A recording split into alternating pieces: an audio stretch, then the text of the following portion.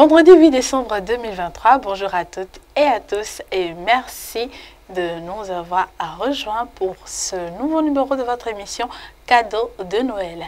Alors, si vous êtes nouveau sur la chaîne, bienvenue à vous, activez la cloche de notification, abonnez-vous, suivez jusqu'à la fin, likez, partagez pour en faire profiter vos proches et vos amis.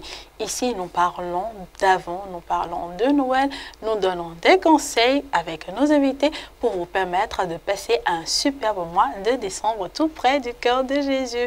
Alors, hier, avec notre invité, nous avons parlé du mensonge et de la vérité. Hier, il était question d'enterrer les mensonges et de faire le choix de la vérité. Aujourd'hui, nous allons parler toujours dans cette dynamique de préparation à la nativité du Seigneur. Aujourd'hui, nous allons parler de comment briser la haine, comment abandonner la haine et faire preuve de pardon et d'amour, car oui, l'enfant Jésus qui vient, il veut habiter des cœurs bien préparés, aimants, accueillants et des cœurs qui ne sont pas noircis par la haine. Alors aujourd'hui, comment faire pour y arriver? Nous allons en parler avec notre invité qui est encore une fois avec nous. Il s'agit du Père Rodrigue Zomokwe, vicaire de la paroisse Sainte-Cécile de Cotonou et aumônier paroissial de l'enfance missionnaire. Bonjour mon Père. Bonjour Marianne. Merci d'être à nouveau avec nous. Un plaisir. Alors, aujourd'hui, nous allons parler de comment briser les chaînes de haine et faire preuve de pardon et d'amour. Alors, dites-nous, Père, comment faire? Bon, l'Avent est un temps où j'offre le pardon pour tourner dos à la haine, afin de faire régner la paix pour accueillir le divin Messie, Oui. celui qu'on appelle le prince de la paix. Oui. Voilà, le prince de la paix, dans la crèche de mon cœur. Le loup vivra avec l'agneau, nous dit Isaïe. Et il poursuit, la panthère paîtra aux côtés du chevreau. Le veau, le lionceau et le bœuf seront ensemble. Un petit enfant les mènera au pré. Les vaches et les hausses brouteront côte à côte. Et leurs petits auront un même gîte. Le lion et le bœuf se nourriront de paille.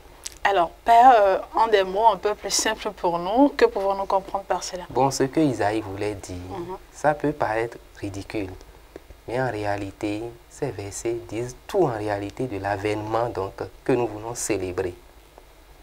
L'avènement donc de celui qui vient, celui que nous préparons à accueillir. À l'arrivée du Messie, le prince de la paix, la malédiction va disparaître. C'est ce que Isaïe veut dire simplement.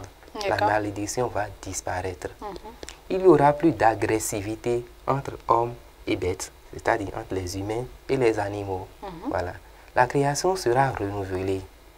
Elle deviendra comme à son départ, avant la prévarication de nos premiers parents. Il s'agit d'Adam et d'Ève, donc oui. Leur péché. Le péché originel, le péché des origines. Voilà.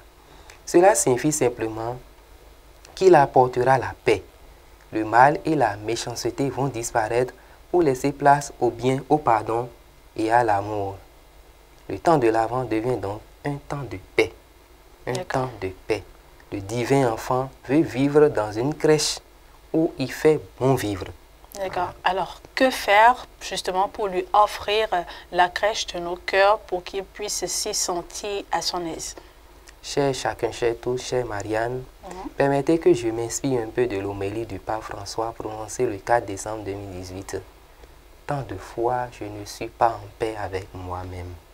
Voilà ce qu'il dit. Je traîne de la haine dans mon cœur. Je suis anxieux, angoissé, je suis sans espérance. Alors, la question qui demeure donc pendant ce temps de l'Avent, c'est comment est mon cœur en ce début de l'Avent? Je peux commencer à demander à Jésus, Prince de la paix, de pacifier mon cœur, qu'il pacifie mon cœur pour que je puisse l'accueillir. Alors chacun devra demander donc au Prince de la paix de venir donc pacifier son cœur. Crèche vivante dont il a besoin. Voilà. Un autre lieu demeure donc nos familles. Ma famille par exemple. Mon milieu de travail et d'apostolat. C'est que là où je travaille, bien mon groupe, mon mouvement ou association, il y a tant de tristesse dans nos familles. tant de conflits, tant de luttes, tant de méchanceté, de mésentente, de désunion. Quels sont alors les ponts de paix à construire et quels sont les murs de haine à démolir? Oui. Voilà un peu. Alors, dites-nous de façon succincte, que pouvons-nous alors faire de façon pratique pour pouvoir briser les chaînes de haine et véritablement préparer des cœurs aimants et des cœurs accueillants pour l'enfant Jésus? Marianne et cher chacun et cher tous en résumé. Le Seigneur qui vient, il veut habiter une demeure paisible, une demeure où règne la paix. Il me faut alors faire la paix avec moi-même et autour de moi. Je ne dois pas pardonner simplement parce qu'il faut pardonner. Mais je dois savoir que pardonner me rend même fort et léger. Seul le pardon offert avec un cœur sincère est synonyme d'un renouveau, donc un nouveau commencement. Je recommence encore. Il faut recommencer et toujours recommencer. Car comme l'écrivait Yanis Junior, savoir pardonner aux autres, c'est aussi faire la paix avec soi-même. Ce qui veut dire, c'est clair. Si j'arrive à pardonner aux autres, c'est que je fais la paix avec moi-même. Parce que je souffre quand je garde donc rancune. C'est ce qui veut dire. Je recommence encore. Je pardonne une offense par exemple. Voilà des efforts à faire pendant ce temps de carême. Je pardonne une offense. Ce temps de l'Avent, voilà, merci beaucoup. Ce temps de l'Avent, je relativise certaines situations que je vis ou que je traverse.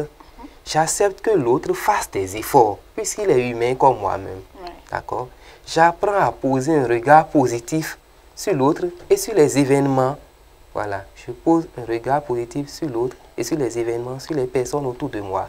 Je me convainc que l'autre que je rencontre, que l'autre qui est sur mon chemin, que l'autre que je rencontre dans mon groupe, ou dans mon association, ou à l'école, ou au travail, voilà, pour me rendre service, je me convainc que c'est Dieu qui a voulu que cela soit sur mon chemin. Alors, j'exalte le bien qui est en celui-là, voilà, j'exalte le bien qui est en l'autre, et j'offre au Seigneur ses égarements, ses défauts.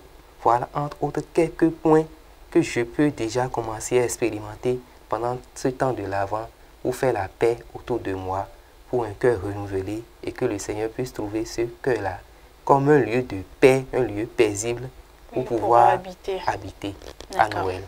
Merci beaucoup, mon père, pour toutes ces clarifications. Je vous en prie, Marianne.